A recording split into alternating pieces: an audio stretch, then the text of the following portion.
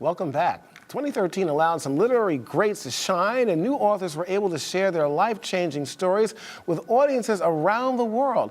But which of these books are the top picks of the year? Well, Rise book editor and CEO of Human.com online bookstore, MARVA Allen, joins us right now. Thanks. How are you? I am well. How are you? I'm great. Now, we've got a lot of books to go through here. So let me start off here. We've got fiction, nonfiction, business, picture books.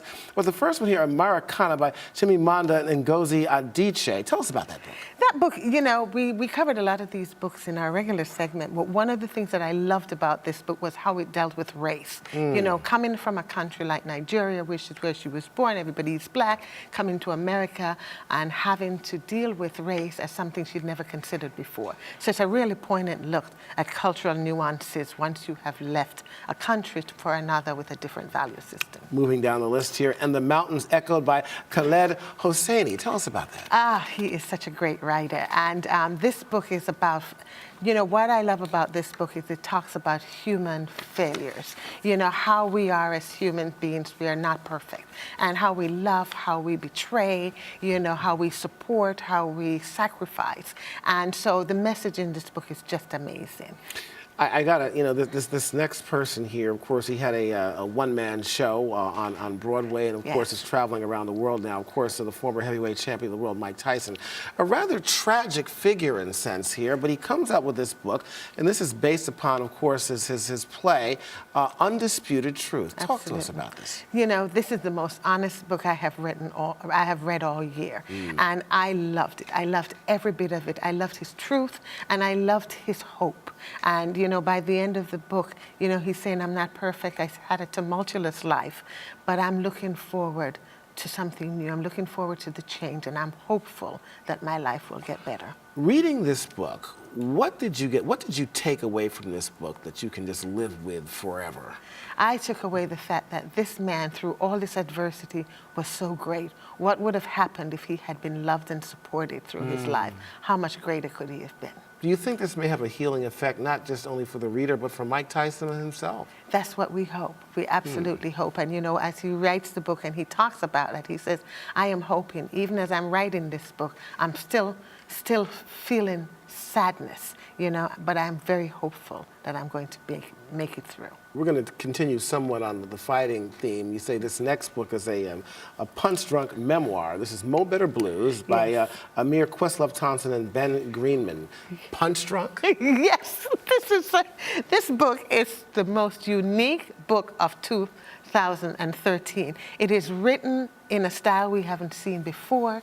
I really laud him for being so unique. It's as unique as his music. And the publishers are, I think, very brave to have done a book with such a unique voice.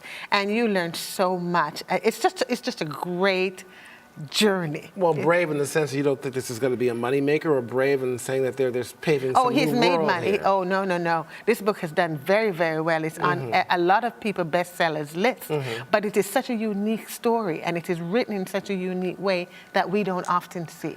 The next person is certainly no stranger to anybody in the world, Malala Yousafzai, and she has a book out now, I Am Malala, by herself and, of course, Christine Lamb. Tell us about this book. This book is just a gem of a memoir, and what I loved about this book is the fact that it has given permission. It has brought to light, it has shone very much so a light on girls' and women's education, and that this woman was willing to stand up and be counted and risk her life for the importance of education. The question I have to ask you about this particular book here, will this book be allowed and read by women or people in Pakistan? Yes, it's done actually very well. I mean, you know, her father is an educator, and this is what she stood for, and it has certainly brought a lot of light to that, to education for women in the Middle East and women around the world. So yeah, you know, it's been translated in many, many languages. Let's talk about social protest here. We're going to some of the young adult books now. He Said, She Said by Kwame Alexander. A fun book about romance for between young people. But what is so unique about this book is the new style in which he has written it. He's used Facebook and Twitter and all of these social ways in which children communicate inside of the book as dialogue. Well, that's what I have to ask you, though. Yes. I mean, you know, you're talking about romance, and a lot of young kids these days are, you know, using social media and Twitter. There's usually no interaction between kids these days. Everybody's, you know, contacting each other, communicating by, you know, iPhones and stuff like that. I mean.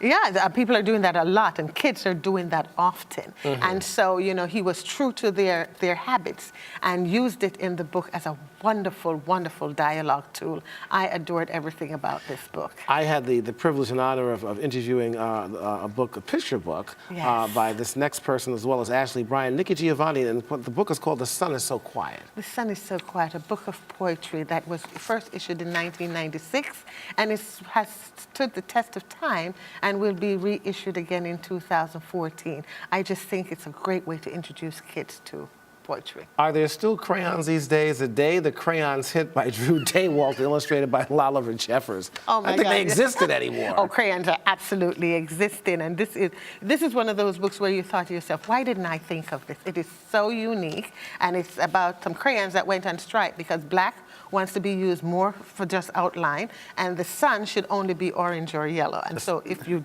color with anything else, they're striking. It sounds like a day of absence. We know about that particular Yes, play. exactly. Exactly. It's a great book. It's a great for kids. One of my favorite subjects outside of politics is spirituality. And you have a book here, Forgiveness. 21 Days to Forgive for Everything by Alanya Van Zandt. Yes, this is, you know, so many people that I meet, you know, in my life have a hard time moving forward. And this is such a great time of the year to finally put to rest all those things that we cannot forgive because we're held back by them. And this is a 21-day journal on how to do that. And for me, I think just going into the new year, this is a great exercise for people. What did you get out of this in 21 days? What you get out of it in 21 days is how to forgive everyone who has ever hurt you. You know, through the meditation, through the journaling, and through all of that. I think it's worth a try. Right. Oh, absolutely. Of course, that's easier said than done. Last but not least, going into business here, Lean In by Sheryl Sandberg. Yes, this woman who was one of the first people at Google and is now with Facebook wrote a book about women. 50% of women graduate in college now, you know, are graduating college, and yet they don't have the same leadership positions that they should have. So this is a book about how to be at the table. You know, when the decisions are being made and how to speak up. And it's a call to action that we shouldn't forget that we still got a way to go as women in corporate positions. You know what I need for you is that I want you to read all the books for me and just tell me about them.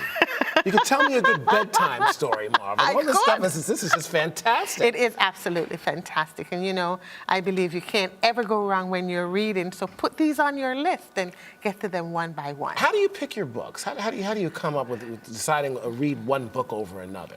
You know, I personally... We only got 10 seconds left, okay. So we'll hold that for next time. A bedtime story. A bedtime story. There you Marva go. Allen, thank you so much. You're welcome. Thanks for watching Arise America. I'm Julian Phillips. We'll see you here tomorrow.